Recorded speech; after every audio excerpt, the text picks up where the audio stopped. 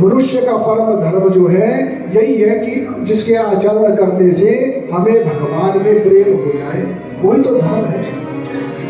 जो आप आचरण करें जिससे आपका भगवान में प्रेम हो जाए, सबसे बड़ा धर्म तो यही है महाराज। मतलब भगवान में हमारी भक्ति जागृत हो जाए, मतलब भक्ति प्रकट करावे, यही तो सबसे बड़ा धर्म है। आपने पूछा कि श्रेय क्या है? श्रेय कहते कल्याण को। देखिए भक्ति जीवन में नव प्रवाद आता भक्ति से, तो यही हमारा सबसे बड़ा कल्याण है। व्यावहारिक, राष्ट्रीय और सामाजिक जितनी भी जो है समस्याएं, सबका समाधान जो है भक्ति में ही तो निहित है महाराज। प्रेमाधारित शासन व्यवस्था हो। अब देखिए राम राज्य की व्यवस्था प्रेमाधारित व्यवस्था है। समाज की व्यवस्था प्रेमाधारित हो, परस्पर जो विश्वास हो तभी तो सब में प्रेम होगा, परस्पर सद्भाव होगा। जब देखिए हमारे जीवन में अविश्वास आता है तो वह प्रेम नष्ट हो जाता है महाराज, खत्म हो जाता है। बिना विश्वास भक्ति नहीं।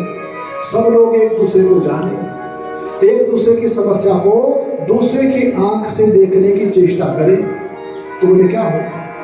तो बोले जो भी समस्या है उसका समाधान जो है सहज हो जाएगा, सरल हो जाएगा, अविलंब हो जाएगा, शीघ्रता से हो जाएगा। भक्ति का समाधान क्या है?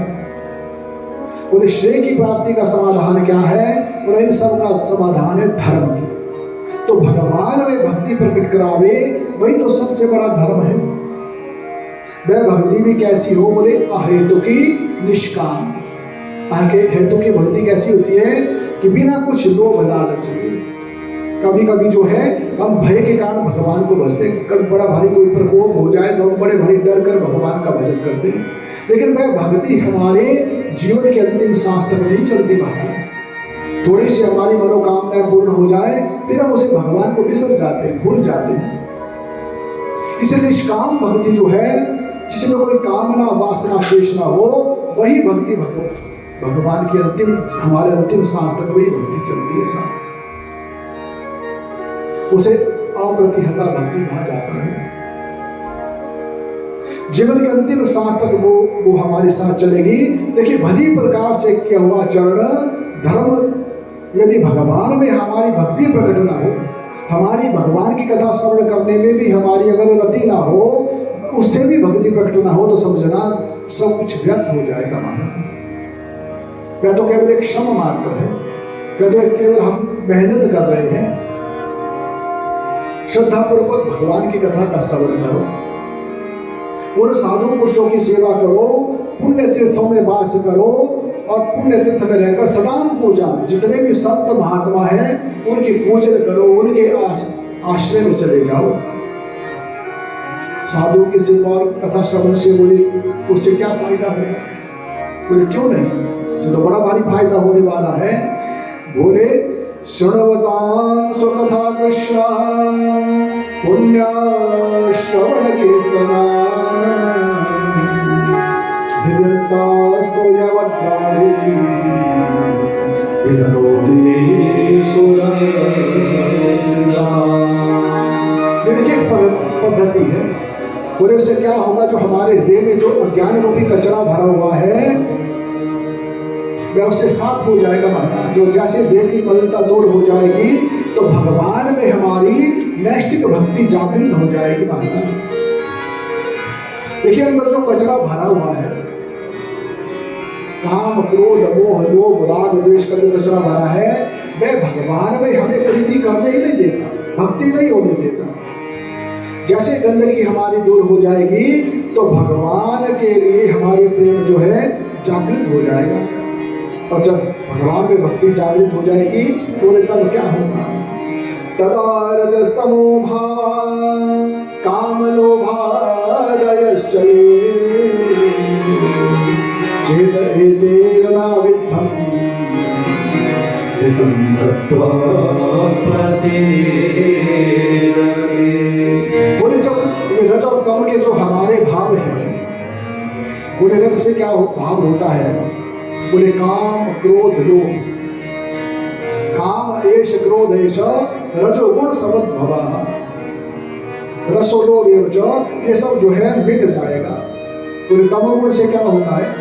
तमोगुण से हमें प्रमाद आता है महाराज, निद्रा आती है, आलस्य होता है, काम क्रोध लोभ चंचलता जो है ये रज के भाव है। तो रजोगुण से आती है चंचलता, वह भी हमें भगवान की कथा श्रवण नहीं कर देती। चंचल मन जो है कहीं और भटक जाता है। बैठे तो हम जरूर कथा में, लेकिन ये मन हमें कथा में नहीं लगेगा। और तमोगुण से क्या होता है कि जड़ता आ जाती है। जड़ता से क्या होगा? आपको आलस्य हो जाएगा और निद्रा आ जाएगी। वो भी हमें भगवान की कथा श्रवण नहीं करने देती महाराज। तो बोले जब भक्ति प्रकट होती है महाराज, तो ये जो गुण और तमोगुण के सारे भाव जो है अपने आप नष्ट हो जाते हैं, खत्म हो जाते हैं। हमारी स्थिति सत्व में हो जाती है। और जब सत्व में स्थिति हो जाती है तो इसका परिणाम क्या है? हम कैसे समझें कि हमारी स्थिति सत्व में हो गई? तो बोले एवं प्रसन्न मनसा स्मः, नित्य प्रसन्न रहे, समझो कि मैं सत्व में स्थित हो गया। नित्य प्रसन्नता ही तो सबसे बड़ा प्रमाण है। तो बोले भगवान के स्वरूप का और अपने आत्म स्वरूप का आपको अपने आप ज्ञान हो जाता है महाराज। उस अशक्ति से व्यक्ति को उस भगवत तत्व का ज्ञान हो जाएगा। और भगवत तत्व का ज्ञान जब हो जाता है तो बोले उससे क्या फायदा होता है? तो गीता में भगवान कहते हैं विद्यते हृदये ग्रंथि समाहरमल हृदय में जितने भी गांठें पड़ी है वो गांठें अपने आप सब जो है खुल जाती है महाराज, छूट जाती है। छिंदन्ते सर्वशास्त्राणि, जितने भी हमारे मन में संशय है उन सब संशयों का शमन हो जाता है। तीसरी बात क्या होती है? क्षीयन्ते चास्य कर्माणि, सारे जितने भी कर्म है उन सब का क्षय हो जाता है। अपनी आत्मा में ईश्वर को देखता है और ईश्वर को अपनी आत्मा में देखता है। इसलिए भक्ति श्रेष्ठ कर कही गई। और भक्ति की प्रकट करावे उसका नाम है धर्म। जब तक आप धर्म से नहीं जुड़ोगे तब तक भक्ति भी प्रकट नहीं होगी। ये भक्ति वो शक्ति देखे जो भगवान को सातवें आसमान से इस धरती पर प्रकट होने के लिए विवश कर देती है। भक्ति ही तो करती है सब कुछ, जिसके कारण भगवान को अवतार लेना पड़ता है, जन्म लेना पड़ता है। बोले भक्तवत्सल भगवान की जय, श्रीमद् भागवत महापुराण की जय हो। देखिए जब जयकारा लगाया जाता है, बोला जाता है, तो जयकारे का क्या मतलब होता है और जयकारा लगाने से क्या फायदा होता है? जो हमारे अंदर भीतर पाप भरे हैं ना, जब आप जयकारे में साथ दोगे तो सारे आपके भीतर के पाप निकल कर जो है भाग जाते हैं। इसलिए जयकारे का पूर्ण से बोले कृष्णचंद्र भगवान की जय हो।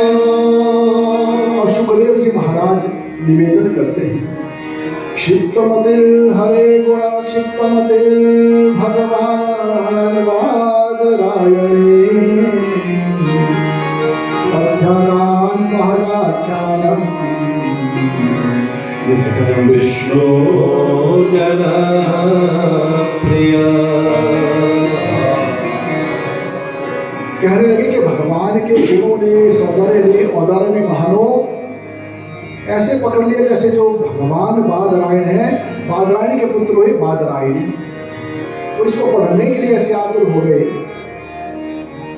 कि गंगा के किनारे एक प्यासा बैठा है। ये रस वाला जो प्याला है ये मस्ती वाले महात्मा परीक्षित को पिलाया है सुखदेव जी महाराज ने। और देखिए परीक्षित जी के दिव्य जन्म की कथा सूत जी महाराज सुनाते हैं। चलते हैं कुछ क्षण के लिए महाभारत की कथा में।